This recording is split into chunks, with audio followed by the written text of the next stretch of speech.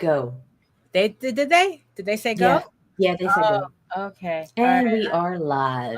I think I'm just becoming like just too sensitive. I hate the summer. Sensitive. Yeah, I hate Oh, the summer. Like the me too. slightest heat discomfort. I'm like, oh, it's kind of like that. But there is no such thing as the slightest heat discomfort this year. These fucking temperatures have been insane. Oh, I have to be more professional. I forgot we're on LinkedIn now. Oh, that's true. Let me straighten my tie. Oh no.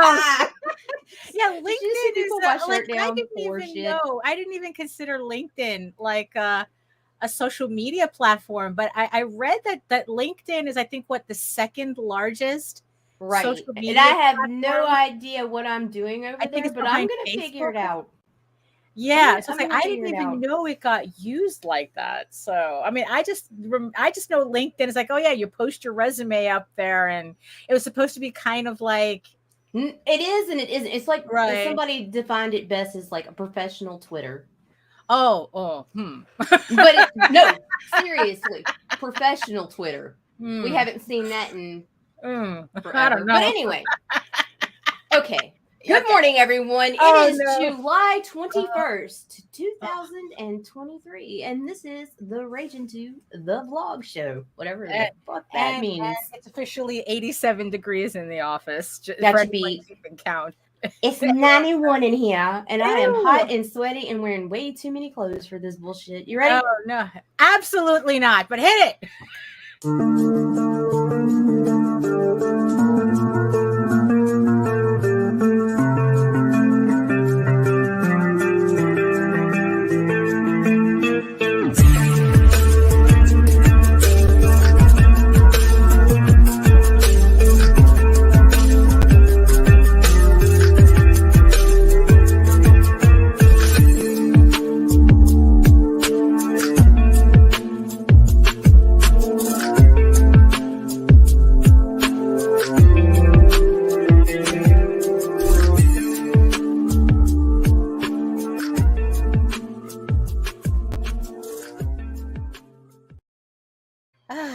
Oh my goodness. Yes. So like I said, it's like, good morning. It's like just wearing this shirt is like, oh, I'm all like prickly and sticky.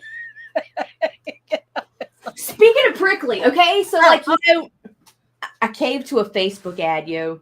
Oh no. Lage, I bought one of them shaver crystals, and let me tell you something. What? This human sandpaper here. Yeah. Bro, I am missing skin in places we don't want to talk about right now.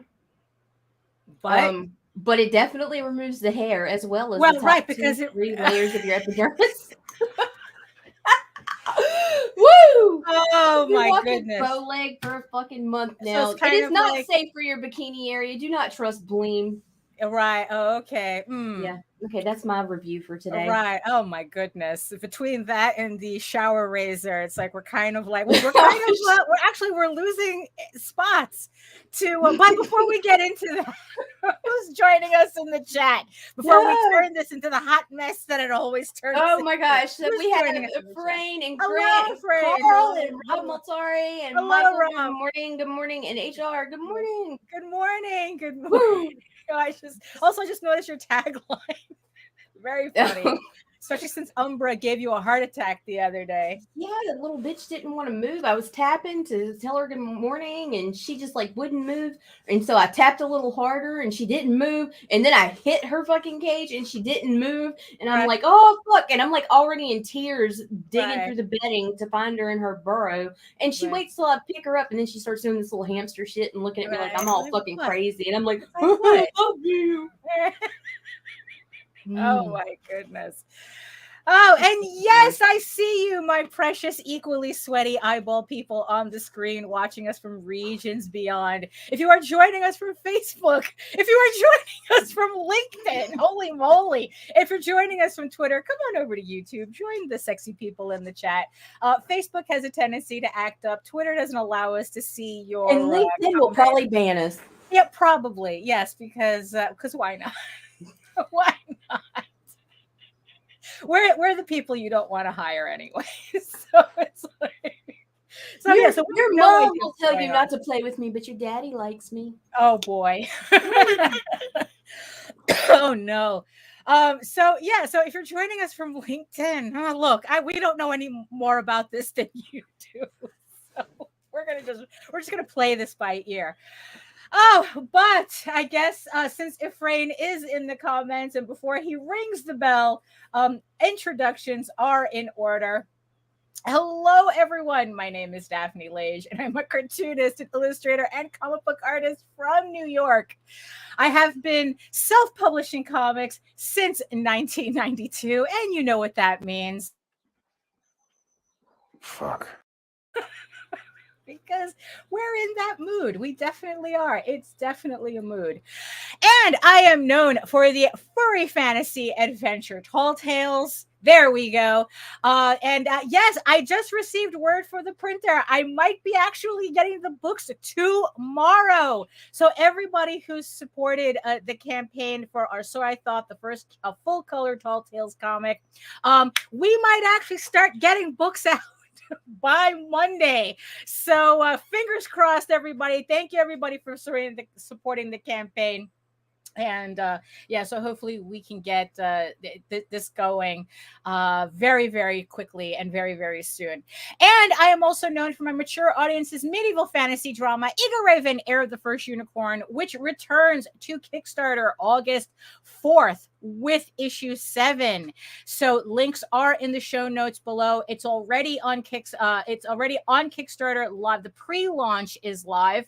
I'd like to thank I think it's like 66 backers who have hit, well, not backers, I wish. Well, they will be backers eventually. But the 66 people who have hit the notify me button so that they will get notified when the campaign goes live on August 4th. Yeah, issue 7. I still can't believe it. I did send out for a proof for the issue, so hopefully by next week I will have a copy to show off, and definitely by the time we launch the campaign I will have a hard copy. And yes, I will be at Baltimore Comic-Con September 8th through the 10th at the Baltimore Convention Center in Baltimore, Maryland. I will be in the Artist Alley with copies of Tall Tales, with copies of Eagle Raven, and with copies of my rare furry sketchbooks. I have a couple of copies left. And so if you want to pick some books up, join me in Baltimore in Artist Alley and we'll have a good time. Okay, and in the meantime, you could read both my comics online at Tall Tales, TAILS online.com, and egoworks.com, EGOWORKS. And you can also check out all my videos on how I make my comics here on YouTube at my channel at Daphne Lage, Lage Art, which also simulcasts through the Indie Comics Network. So to make sure that you know what the Indie Comics Network is, here's Nita. So Indie Comics Network is a YouTube channel and it focuses on indie comics. Imagine that. So yeah, we promote artists. We do all kinds of fun stuff over here. So yeah, and and you can find us always at indiecomicsnetwork.com. So. It's .com. Cut. Yeah, it's I guess it's always fun to think that we're broadcasting to a new audience. So that's, you know. So yeah, Suckers. So I guess a couple of other campaigns that are coming up that I want to make sure that everybody knows about. The Oswald Chronicles by J.D. Calderon, the writer of Tall Tales. So if you enjoy Tall Tales, head on over to Kickstarter to also support the next chapter in the Oswald Chronicles, The Light That Attracts. It's another mini-series. It's the start of another mini-series. It is on pre-launch. So again, hit the links in the show notes below so you can get notified when this campaign goes live. Because you know how Jose is. You know, he's a wild card. He can go live tomorrow. He can go live next week. We don't know. He can go live tonight for all we know. We don't know. So make sure that if you don't want to miss anything, you hit that notify me button. Also, related, yes, I want to talk about Sky of Thorns, the 3-volume romance fantasy series by Krista Crawford.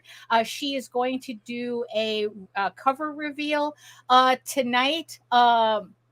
I just don't have any information about it, but the campaign is also on a pre-launch as well on Kickstarter. This is the campaign that is going to go live at the same time with Ego Raven, the Unicorn King's daughter, also known as not that issue. Also known as Medieval Unicorn Viking Slut, the parody book. That's going to go. Both those campaigns are going to go live. You know, I need to make a card for that. That's what I need. So there's that's going to go live September 25th. Both campaigns will go live together, which means that there will be a special print for everyone who pledges to both Medieval Unicorn Viking Slut and Sky of Thorns. I the names just don't. I don't know. I'm still surprised she agreed to do this collaboration. I'm glad she did. It's fucking great. I'm glad too. I'm very glad too. I mean, we're gonna have a really good time. There's a print that I did already, a stretch goal print for her that I can't wait for her to show off for everybody to see. And I still have to do the collab. I have the collab print in pencil stages, so I just have to keep working on that as well. So the link, like I said, the link to everything that we mentioned is in the show notes below. So and if by chance you have a problem finding a link, there is a link tree for the network that has every freaking creator that participates in the network inside it. Click there, find it. You'll find it. It's easy. Oh, there you go. So so we tried to make it easy to find everything. So do you have anything? Yes, I do. It is with great sadness. Oh yes, that's true. Oh no. Everybody take a moment of silence for House of Bob and Indie Comics Network After Dark, because YouTube killed it. Oh yeah, really. Yes, we got the shot across the bow. Whatever. We got shot. We didn't get it. There was no warning shots fired, nothing. They just said your channel is terminated. Yeah, exactly. So yes. Unfortunately, that means that we had to remove all of our 18+ content from this YouTube channel, because the channels were affiliated by Gmail accounts. So we didn't want to take that chance. So once we get the website up and running and I learn how to do some coding and whatnot, we may consider bringing that stuff back. But for now, we're going to play it safe because we have far too many creators we need to protect. Right. Yeah. No, it's true. It's true. We had, it was very sudden. Like I said, absolutely serious. Right. So if you are subscribed to Indie Comics Network After Dark, that channel is absolutely no more. In the end, we don't know what exactly triggered the takedown. But like I said, we're not taking any chances. So unfortunately, all the House of Bob episodes are gone from both the Indie Comics Network and my channel at Daphne Lage Art. Right now, I have no plans on bringing it back anytime soon. And if I do, it will be a very censored version of it. If anything, if I bring it back, it's going to be more of a furry pinup dedicated show rather than, anything else. Because it's like, because where my live streams on Wednesdays has more to do with me making comics and doing work for Ego Raven and Tall Tales and Oswald. I want to, it's like the furry pinup stuff I would rather keep on a separate live stream. And so all of you who are looking forward to the next episode of House of Bob, it's not happening anymore. So we will, if we, once we get like a kind of like our shit together and decide that this is something that we want to continue, we will definitely make an announcement about it. But as of right now, House of Bob is no more. no more House of Bob. So and all the previous episodes are gone as well. We don't want to get into any more trouble with right. any chance. I mean, yeah, it's more like we just don't want to take any chances. We suspected that this was going to happen since the first episode. We just didn't know when. It was a good run. We made it over a year. Yeah, that's true. 15 episodes of House of Bob. Yes, I mean, I was a little disappointed in having to delete the Sex and Comics episode. God, yeah, me too. That was yes. It was a really not only good was it a good episode, it was good views. So yeah, it was a very good episode. I think it was one of my favorite episodes. But you know what? On to better things. On to better things. Yes. So that's that's what it is, So anything else other than that? I mean, there's a couple of crowdfunders. Like, I wanted to point out, don't forget that Nina Daisy Aberlein has the Lusty Dragon Mistress. That's a not safe for work, available in pre-launch on Kickstarter. William Russell has Psycho Sal issue 4. Let's see. Tom Hutchinson has Big Dog Inc. 13 anthology. They're celebrating 13 years of Big Dog Inc. Let's see. There Be Shadows. It's Dustin Brunel of Ethereal Comics. That's live on Kickstarter. In fact, everything I mentioned is on Kickstarter. Okay. Michael Oden has Judas #1. That is live on Indiegogo. Mm-hmm. So just a couple of extra folks I wanted to shout out for a second.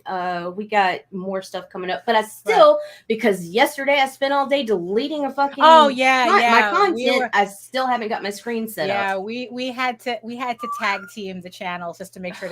Yes. Oh, and because you had mentioned Nina, unfortunately, this also affected Nina's show, Aberlein Cherry Hotel. So this. Unfortunately, this show is also forcibly suddenly retired. Well, I'm waiting to hear from Nina. I don't know if she wants to do a safe for work version or not. Right. But all of the current content has been removed. We had to. Yeah, like I said, we didn't want to take a chance with YouTube taking down everything else that we were. I mean, the other channel, it's like we kind of semi-abandoned it, so it wasn't that big of a deal. We're just lucky they hit there and not here. Yeah, exactly. It was actually and it was a warning shot that I took to heart. Yeah, no, I'm like, it really is. I'm gonna behave now. I'm gonna behave.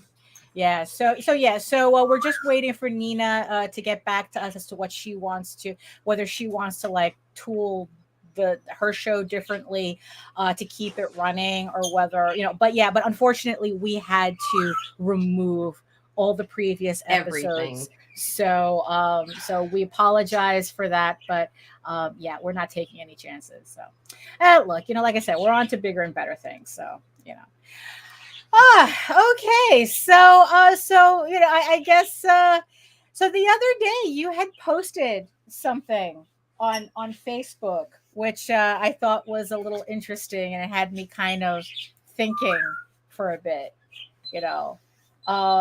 What you want to? We don't know. We're not 100%. Yeah, we don't know. Shows that had excessive adult material, like in any extra arts. Yeah, exactly. And now I'm scared. Now he's saying dirty talk. I'm like scared. I'm like, no, I don't. Look, if the dirty talk, I think just keeps us from being monetized, but we're not monetized. Yeah, I'm pretty anyway, sure it was visualized. Yeah, and have no intentions of being monetized. So anyway, so we don't know for sure what took what was the final straw for that, so do you want to talk a little bit about that Facebook post that you made? The question. I make so many posts, Daphne. Yeah, I know, but the one that looked normal. Okay. That narrows it down, right? Right. So it would be one of the things I was wondering is, from different creators' perspectives, is what was the biggest problem you have faced or facing as an indie creator, aside from time or money? Right. Yeah, because we had one person in there that kind of says, finding writers and people, Money. letterers and what. And it's like, Money. that's kind of not what we were asking. But yes, that is a No. common, that is that I'm sure. is a common issue, but it wasn't what I was playing Right. at, so. Yeah. But So yeah, because that kind of so what were some of the comments that you got? So what are people? Basically, for the majority of people, it seems to be anxiety, imposter syndrome, and confidence issues. Oh, the usual. So yeah, I am my own worst enemy type. Yeah, yeah. Because so. it's like, yeah, because that had me thinking as well. It's like, yeah, it's like, what is like my biggest, block, creatively, and it's like, and in the end, it's like it had to boil. Oh, hello, good morning. I had to really, like narrow it down to me. I am my own worst enemy. It's like, because in the end, it's like anything that I do or don't do is pretty much all boils down to what bullshit gets stuck in my head. Right. And and it's like, oh, is that it? I mean, because it's like it's so easy to get wrapped up, because I know that a lot of people, it's like, it's very easy. It's like it's their fault or someone else's fault or their gatekeeping or this, that, and the other thing. But I don't know. For me, it's like, really, it's like, what's really stopping me? And it's like, oh, it's just me. It's just me and my personal nonsense. And I think like, I think like the thing that kind of like, especially lately, that has been like bugging me and kind of like it is feeling like I have a tendency to care too much about shit I shouldn't be even thinking about, or people, or it's like, people, things, events, and it's like, right. kind of like, like getting a little too wrapped up in thinking about that shit when I should just be putting my head down and just doing the work I'm supposed to be doing. It's not like I have lack of work, that's for sure. But I know that I had mentioned in a DM to you, it's like, oh, this is why, medieval monks had to, sequester themselves at monasteries with codes of silence just to work on illuminated manuscripts. Like, shut up and do your work. Yeah, it's like, just shut the fuck up and work on your pages. Right? Oh, man. So it's like, and I was just like, oh, that's why. That's why. That makes a lot more sense now. Yeah, it does. But it's like, that was, and so it's like, so it's just like kind of like getting over it. Like, yeah, the imposter syndrome, that's for sure. That's definitely, because especially it's like when you see so much of the good stuff out there and you're like, well, holy shit, how did I get 160 people to even look at my shit on Kickstarter? And it's just like, I don't know. Yeah, like I said, it's for me, it's like that answer. It's just like me. It's me. It's just me. How about you, Nita? For me, it's me too. But for me, it's not so much worry. Even though I do worry about a bunch of outside influence, it just has nothing. I overthink the shit that does matter. But I overthink it to the point it cripples me sometimes. Right. Yeah. Like it where I'll end up in a state of anxiety. But yeah, it's the same. It's like the Stoics.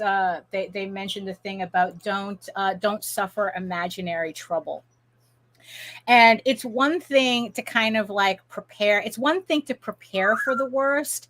It's another to create the worst case, to live the worst case scenario in your head.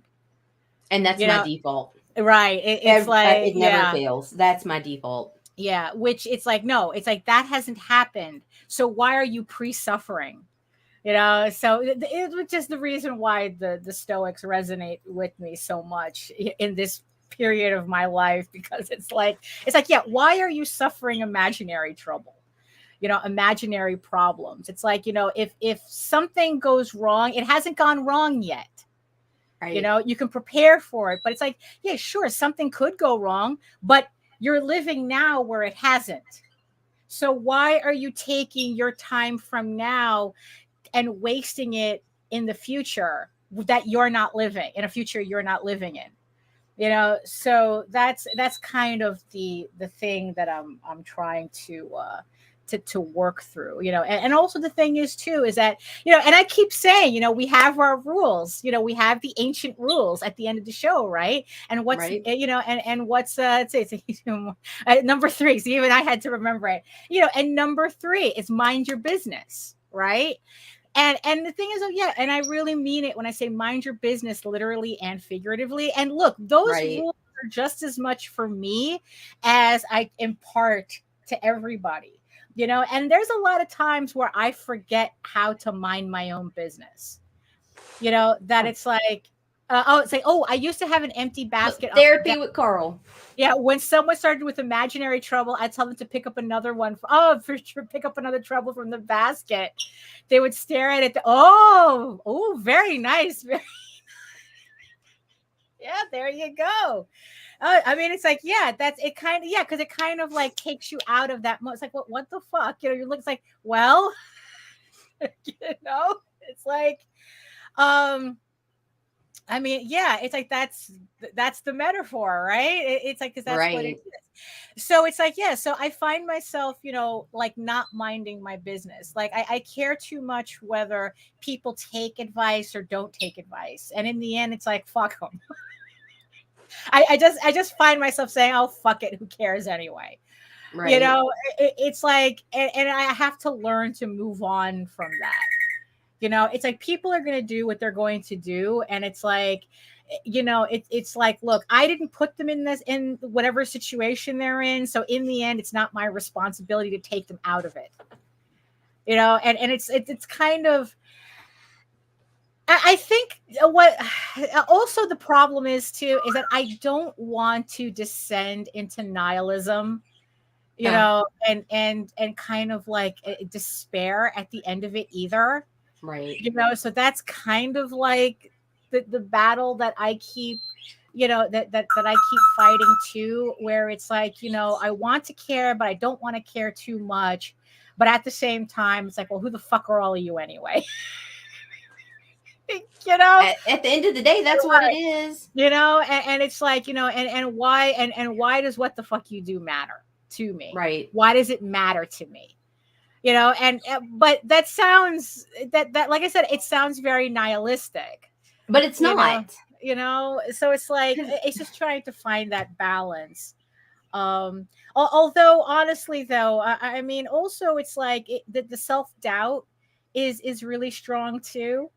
You know, like I swear to God, it's like there are just some days I wish I had the ability to say no, like a petulant toddler, and have people just take it as a full sentence. Right. You know, as opposed to like always demanding I have to explain everything. I have to explain my motivation. But here's the thing. I started explaining my motivation without anyone even asking for the explanation. Right. Well, that's true too. It's ingrained in me to do it because it was never accepted when you're younger coming up.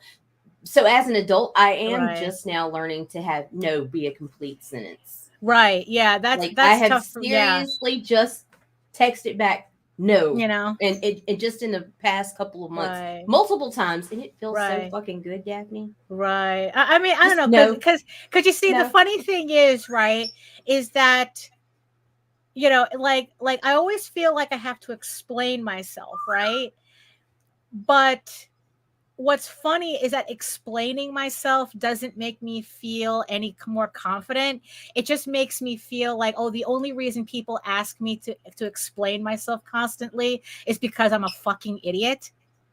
Huh. You know, so it's so it's like kind of like a no-win situation. Like that, it's like it's no matter what I do, it's like, oh, I really, you know, it's like, oh, people think I'm an idiot. So that's why I have that. That's why I feel this way, because I'm an idiot, you know? And it's like, is it really? Is it really? Is it just me saying that? Is my brain just stupid? You know? It's like, you know?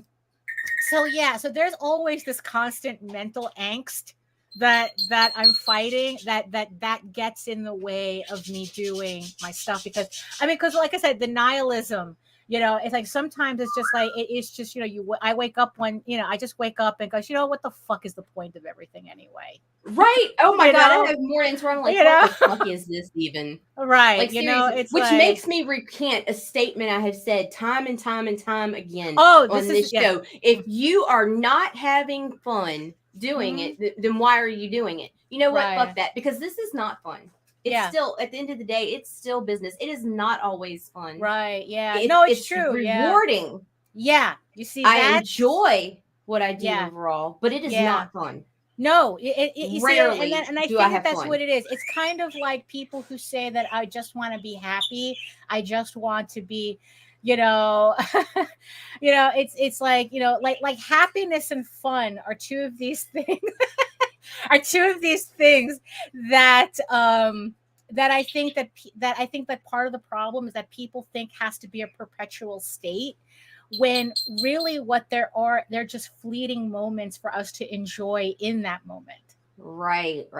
They're not something we're supposed enjoyment to and fun are not constantly- synonymous. Right. And it's like that we're not supposed to like be in a constant state, you know? So it's like, so there is no like, oh, it's like, yeah, I'm sitting here telling people, if you're not having fun, then why are you doing it? And behind the scenes, I'm ready to cut people. Like, right. Yeah. It's like, no, it's like, wait, now I'm wording this wrong. You know, it's like, it's like, you know, look, it's like, I really love the comics that I do. I love the books that I do. I dislike the work I have to put in. You know, I dislike the fact that I'm 17 pages in, you know, like I'm halfway through Eager Raven issue 8. I hate that part. I love that I'm 17 pages in, but I also simultaneously hate that I'm only 17 pages in. You know, it's like I never was one who really like enjoyed the process. There's certain aspects of the process that I like. You just like the climax, Daphne? Yeah, I do actually. You know, I mean, you know, finishing that last page, putting it together in InDesign, and then like putting, you know, like printing out, you know, a color proof, because this is when I know it's done. You know, when I put together when I'm at this stage, it's like this is when I go, oh my God, you know, I finally finished it. Like that's kind of like that. This is the fleeting moment until I realize, okay, now on to issue 8, now on to issue 9, now on issue 10. You know, I have 15 of these. You know, right. You know? So yeah, so it's like, you know, it's like, yeah, are there certain aspects of the process that I enjoy? Yes. Are there certain aspects? Is there like a general aspect of this that I love? Right. But it's still work. You know, it's still fucking work. I hate the process. You know, I hate, you know what it is? It's kind of like running. You know, it's like I'm about to show. I'll get to this in a second. It's kind of like running. Running is the exercise I hate the least. That's why I do it. Because I like it enough that I can do it consistently, but I still dislike it that I have to fight myself to do it. I still have to fight myself to do it. You know, and it's like every time I go running, it's like starting it is hell. Starting that first, you know, that first segment is like, oh, this is gross. You know, but then all of a sudden I find out I'm almost done. You know, all of a sudden I realize, oh, I'm almost done with my hour. I just have one more lap left. And then all of a sudden my mood changed. Like, oh my God, I'm almost done. And then at the very end, it's like, wow, it's like I actually ran for an hour. And then it's like when I do the races, when I hit that finish line, it's like, holy crap, I actually finished, you know, a 5K, a 10K, you know, I'm building back up to a half marathon. You know, it's like, I want to go back to crossing that finish line, because in the end, it's like, that's the part that's that fleeting moment of joy. You know, that's what C made the reference to yesterday when he was like talking me down, because I'm like, this isn't fun. This is bullshit. It's all bullshit. fuck comics and fuck you and fuck you. You see, the trick but is he's like, well, think about it like strength training. It's not fun, but you enjoy the benefits. Yeah. You love the strength training because of what you accomplish through it. Right. Yeah. You see, and in the end, that's what it is. It's the accomplishment at the end. It's the accomplishment at the end that I'm chasing, not necessarily the effort.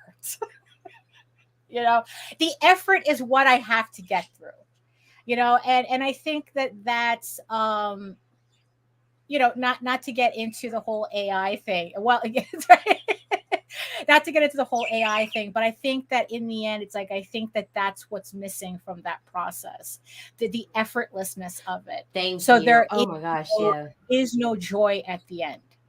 There is no real sense of that. There is no joy in accomplishment. Well, for those idiots, there is, especially the ones that are trying to sell this shit. It's dollar bills. But it doesn't, right. But in the end, it's just another hobby they picked up to monetize until something else comes No, I understand what you're saying. I just have to be an ass. Well, you know, because, you know, fuck them. That's what I say. Because fuck them. Although, you know, not even with someone else's dick. But, you know what? I don't want to bring the show. I don't want to bring the show down. No, we got stuff to do. We got stuff to do. Yes. So, so Rob Multari, right? So this is what we were talking about the other day. So this is the Nightwolf voodoo plushie that I was so concerned about for so long, because it's like, oh my God, like this is too much for my office. I can't get him. You know, he's going to be too big. I have no space for it. And it turns out the little shit is just the perfect size, and I love him so much. But unfortunately, this is Jose's, so I have to put him back when I'm done. Oh. But I mean, it's like just to give you that sense of scale. So here is a trade paperback, an average comic book size trade paperback. And here is, you know, and here is how big he is, you know, and you know, like I said, it's like if you see him, you know, like this is the perfect size. So all of you people looking to do, you know, plushies or whatnot for your campaigns, this is the size. And 12 inches. This or smaller. Apparently. Yeah, this or smaller, because you know, he can easily fit in a corner, you know, he can easily fit on a shelf, you know, he's not taking up a lot of space. And yes, he's just right. He's just right. He's just right. So the thing is, though, is like I'm going to wait until Rob puts out volume 2 of Nightwolf, and hopefully you'll still have some plushies lying around so I could pick up my own, because he is just the perfect size. He really is. I mean, I feel like such an asshole, you know, not realizing what sizes actually mean. But look, we are women. Yes, and we have been told that this is 11 inches our whole lives. All right. So, I mean, dude. Well, it was more like we were told this was 11 inches. Whatever. Look, welcome to women's sizes. Welcome to women's clothing, where the sizes are fake and the numbers don't matter. No, and they just make it up as you go. It's like so it varies brand to brand. So when you put out Rob, so when you put out volume 2 of Nightwolf, save one of these for me. save one of these little guys for me. You know, because so just so everyone. I'm gonna have to everyone knows. Yeah, exactly. I got a spot now. Right. Yeah. So we're just a little past the half hour. Well, we're a little past the half hour mark, but I think it's about time we premiere some stuff today. You ready? So as you know, Eagle Raven issue 7 will be on Kickstarter August 4th. We are launching August 4th. We're going to have the launch party here on the vlogs as always. But today I worked very hard yesterday to finally put together the video, and we are premiering Eagle Raven issue 7, the trailer right now. So here it is.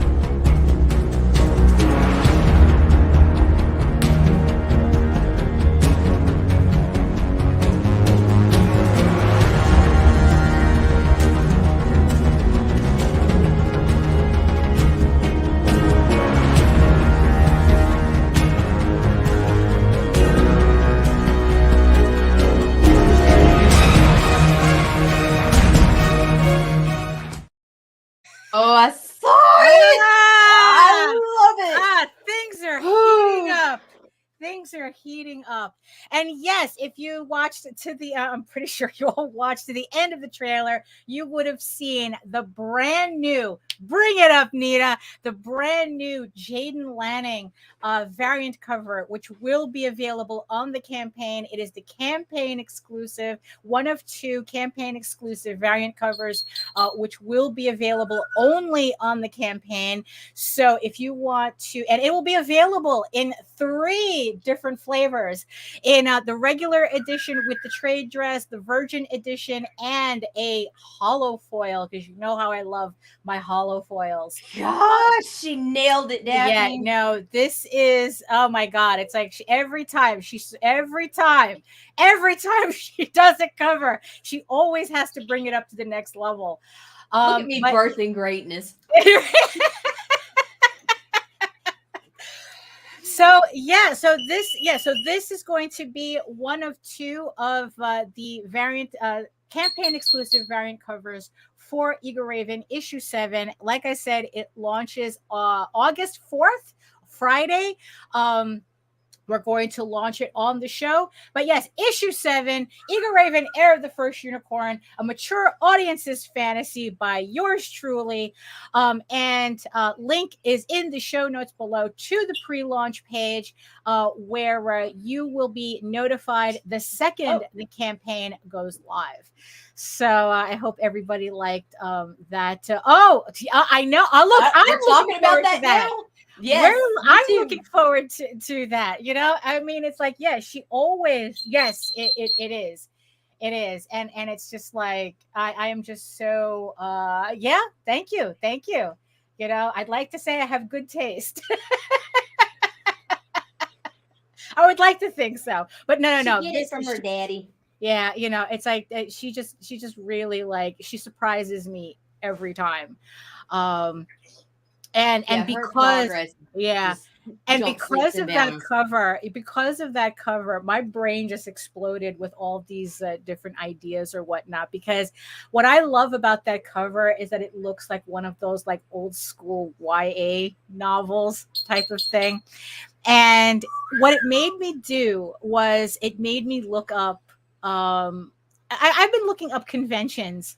Ever since I signed up for Baltimore, I decided to like kind of look up other conventions as well, just to see, it's like, if I can kind of like hyper focus the type of shows that I go to.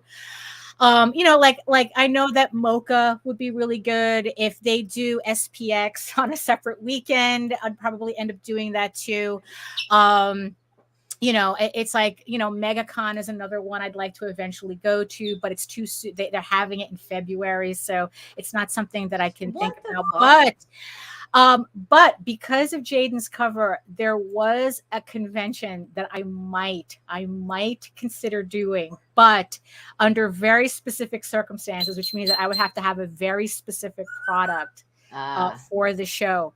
It's Anime New York City. It's at the Javits Center. They're holding it November 17th to the 19th this year. The artist alley is already sold out, but also it's a curated artist alley. So it's like I have to make sure that I have something that is most likely to get me in that artist alley if I really wanted to try it out. And goddamn, does Jaden's artwork really make me go, I need to do the Eager Raven manga. You know, I need to do the Tankobon. I need to like convert all the artwork to black and white, do the grayscaling, do the formatting, you know, and really get that size going. And I mean, with her artwork on the cover, you know, I mean, it's just going to, you know, it's like, yeah, I would have, it's like, it would be such a specific product for that market that would be like the only way I would consider doing anime conventions as a regular thing if I had that very specific product. But, you know, it's like, look, like I said, it's just, but, you know, I have to put all these pins in places, right? Because it's a lot to think about, because it is a lot of work to prep all my pages for, and the thing is though, and it would require me to finish issue 8. as well, because it's like the manga size version of the trade would have to like be around like about like 200 and something pages for Right. proper. So it would be technically the equivalent of two of my trade paperbacks in one book. But yeah, it's definitely something I want to start considering seriously now.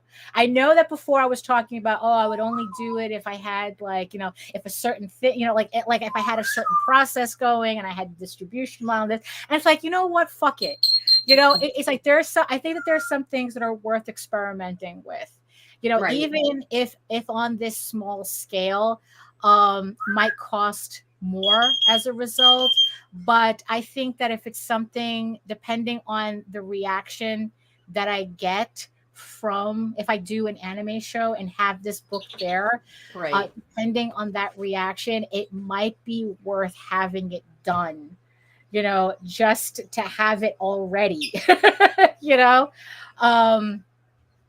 So yeah, so it was just, so that's mind. So she literally blew my mind with that cover. So I'm hoping everybody just the expressions. Oh my gosh, she nailed it. She nailed it. Really I'm just did. like, wow. So remember, Eagle Raven, Heir of the First Unicorn, issue 7, in pre-launch right now on Kickstarter. Hit the link in the show notes so that you get notified when the campaign goes live. Also really quick too, definitely a little curveball here, but it is related to when I was looking up Anime NYC, the convention.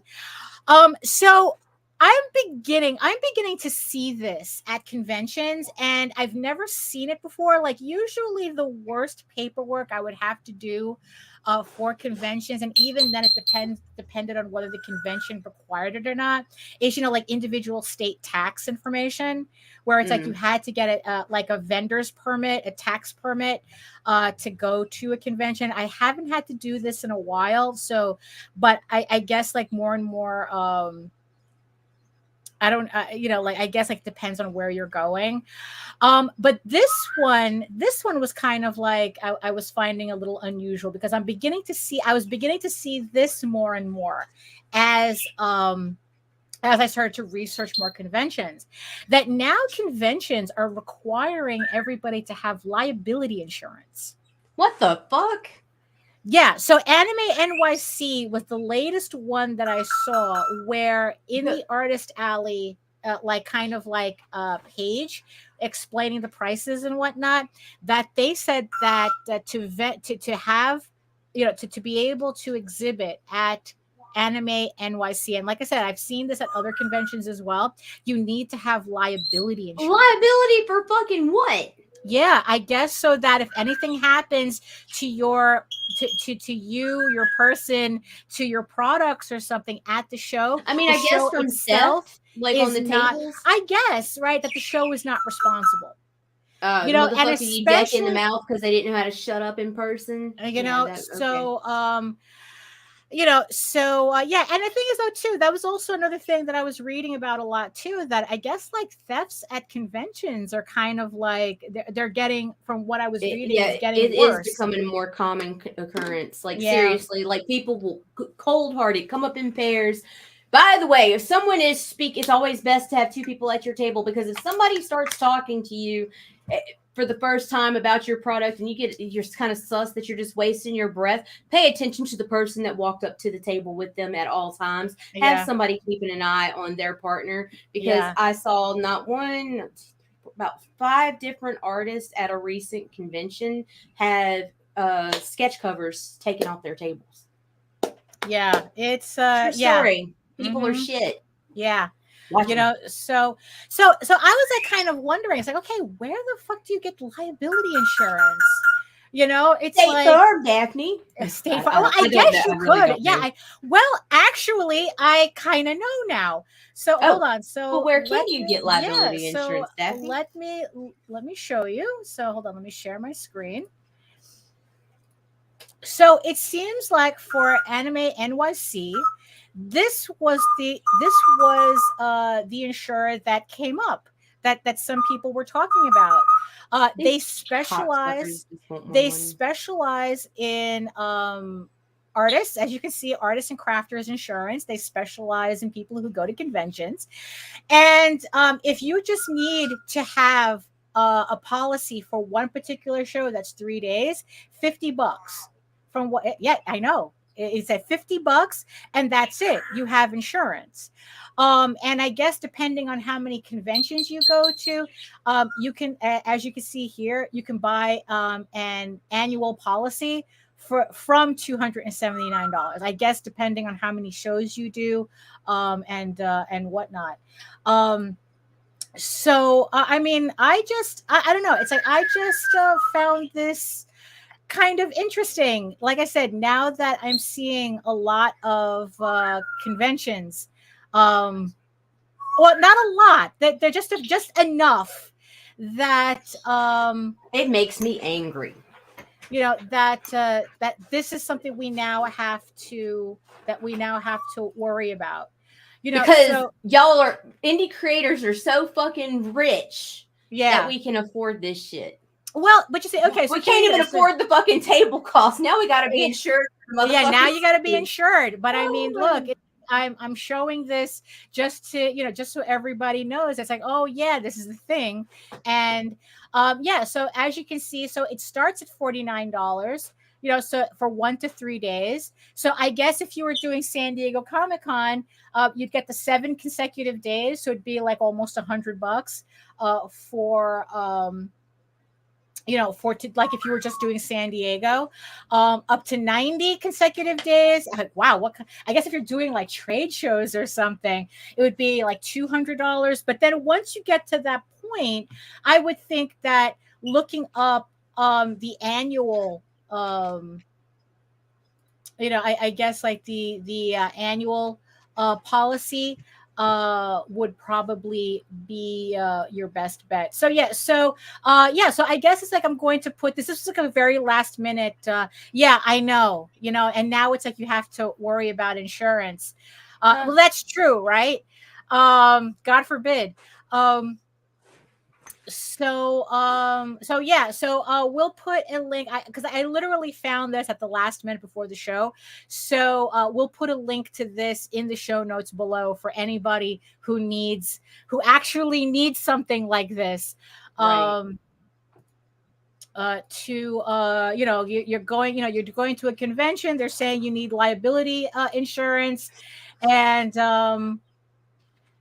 yeah, it's like, okay, so all right, so that's all right. So I guess I broke the website, but yeah, right.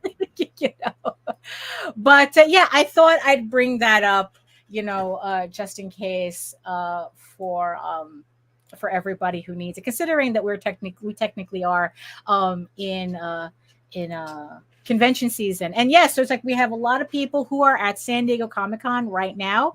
And I don't know, I've been seeing some photos from San Diego, and it really looks like a wasteland to me in some of the ones I've seen. It looks, it was really like I don't empty. even get anxiety looking at it. Like I could walk through that convention. It's wide open and bare. It's weird to see the convention like empty-ish like that. I mean, it's like, granted, I haven't seen any of the anything from today, because today is Friday. Right. So usually Friday and Saturday is usually, you know, when things are like. Usually when you see pictures of SDCC, people are like this, like fucking sardines moving through. Yeah. Like you miss tables if you're not at the edge to right. To yeah.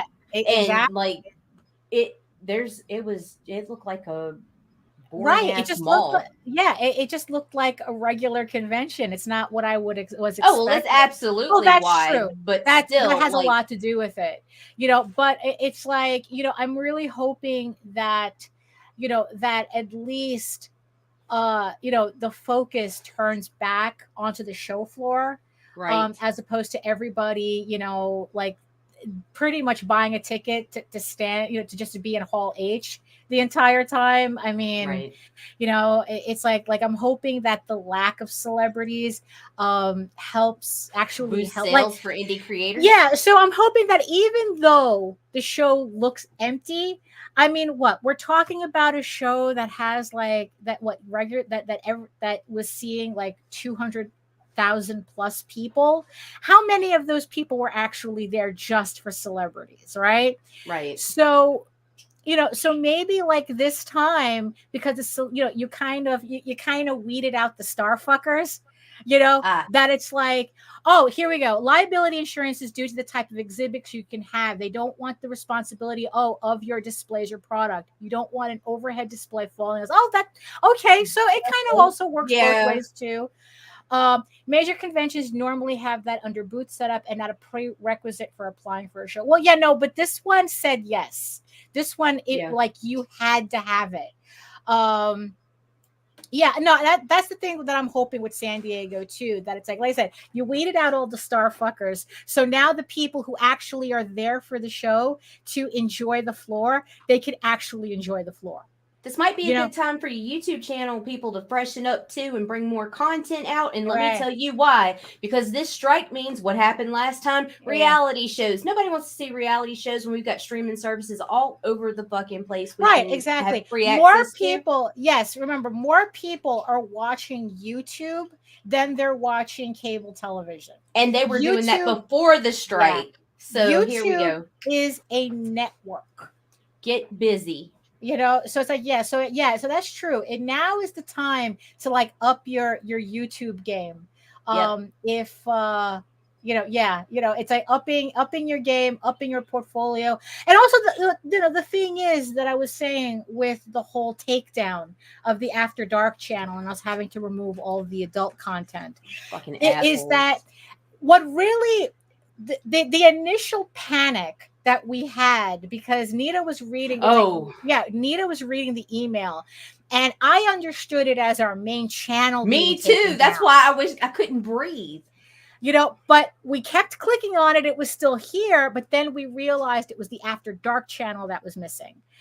And really, the thought that kind of like chilled us is, kind of like the whole thing when I lost my internet access, is just, wow. It's like, it's those moments that make you realize just how much effort we put into being online, and how much we build, it's like, and how much we build and the work we put in, and just the ability to just lose it all in a blink. With nothing, nothing we'll be able to do about it, right? I will adhere to the terms and services of YouTube from this point forward. I do solemnly swear. Yeah, and it just made me, like realize, like, what? Maybe it's like, it's probably time for me to take my YouTube a little bit more seriously and post up more content. So I know I say that all the time, but this one was like going, holy shit. It's like, this is a portfolio for me. This is something that, that works in conjunction with my website. And, and it's like, and it's like, do I have control over, YouTube deciding to take down a channel or something? No, I don't. But the thing is, though, is that my whole thing is that if I put in the effort and follow the terms of service, like, I don't know, it just, on one hand, it just proves how it's like you don't want to put all your content in one basket, essentially, where it's like you still want to have a website where it's like you have, or your .com, have your domain name, have a domain name, have, a central location. And oh my God. Yeah. No. She was freaking out. I had to be like, it's like, we're good. I'm like, I can't breathe. I can't breathe. We're good. It was a harrowing couple of hours because we were like tag teaming we have a lot of content. A lot of content. We have thousands of videos we had to pick through. Yeah. And you know, so on one hand it showed how you really shouldn't have all your content in one basket, but also at the same time it only showed how important it is to have to take advantage of all these different platforms, you know, to have oh yes. I wonder who you may be talking about, Rob. Yes, guys, if you need a website, Yes. Rob Multari is currently free and taking jobs. He does excellent work. Highly recommend it. You can find him on LinkedIn, Facebook, Twitter, wherever. Find Rob or Lone Wolf Comics. There you go. Right. Yeah, that he'll be able to help you with that as well. So yeah. So that it's important to not depend on it, but at the same time, it's important, just as important to take advantage of it.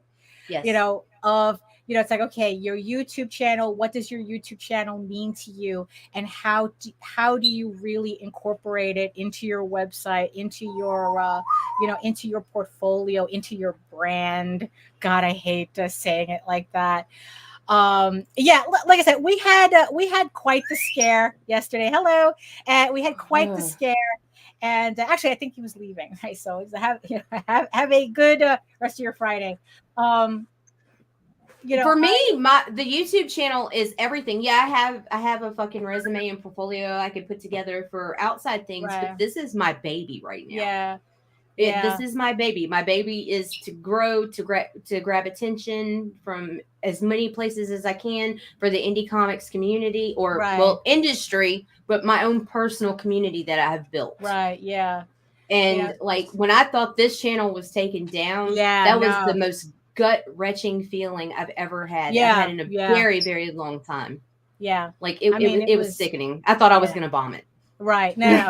but we got it through. We realized a couple of things, and we're all good now. But like I said, I do know I need a website. I need a website.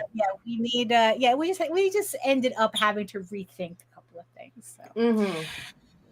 So any final thoughts on any of anything anything that we mentioned on the show today? I got crickets in my brain right now. Yeah, I know. Yeah, now I'm back on that. Like, I swear the anxiety from yesterday came back. Right. No, but we're good. We're good. I don't think it's going to go any further than that. We scrubbed everything clean. We should be okay. And that should be the end of it. So, Michael, I will DM you when I am done here. Right. I will DM you with Rob's information. Mm-hmm. There you go. So there we go. Bringing people together on websites. So that's it for us on this Friday, not so sultry Friday. No, it's morning. Sultry, all right. It's hot. It's still hot, but it's like, I don't know. It's not as bad as I think. It's not as humid. That's the thing, right? What is it? I saw a thing that said, I think like in Arizona, it's like 138 degrees, and someone posted up, it's the dry heat, and then somebody posted underneath it, "Eat a dick." It's like, wow. It's like, no, it's the heat. It sucks all around. Oh my goodness. So thank you everybody in the chat for joining us. Thank you to my eyeball people watching us from regions beyond. Thank you so much for putting up with us on this sweaty Friday. And yeah, I hope you liked the variant cover reveal. I hope you liked the new trailer. I hope that you're looking forward to all these campaigns that are coming up. And so if you want to learn more about me and my artwork and everything else that I'm doing, you can head on over to my main portfolio site at egoworks.com, EGOWORKS, where you can find links to all of my galleries and social media sites, but I mostly post to Facebook. If you're interested in seeing sketches and current work in progress and live updates of whatever it is I'm doing at that moment.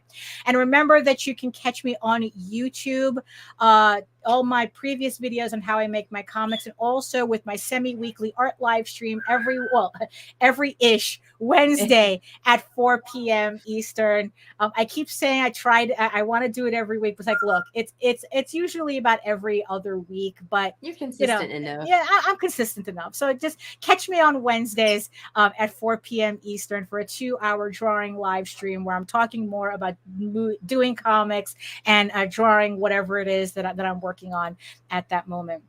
Yeah, there we go. Yeah, there it is. And also remember, you can read Eagle Raven, Heir of the First Unicorn, for free, uploading every day, Monday through Friday.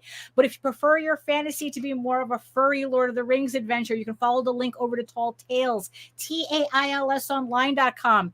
And not only can you read the first 20 issues of Tall Tales for free, you can catch up on the latest story arc, Tears in the Mother, which also is currently uploading Monday through Friday. Remember, Eagle Raven, Heir of the First Unicorn, because I can't mention this enough. Issue 7 coming to Kickstarter August 4th. We're literally 2 weeks away from launching this campaign. Link is in the show notes below. The pre-launch is live on Kickstarter right now. And really quick, also give Oswald and Sky of Thorns some love as well. They are also in pre-launch, so check those out in the show notes below as well. So thank you again, everybody, for joining us. Enjoy the rest of your weekend. I'm certainly going to have a busy weekend with all my books coming in tomorrow. So so thank you so much. And in the words of the ancients, eat your food, moisturize, mind your business, both literally and figuratively, and do the work, because when you actually do the work, you never have to fake any of your accomplishments. Thank you so much again, and we'll see you next time. Bye-bye.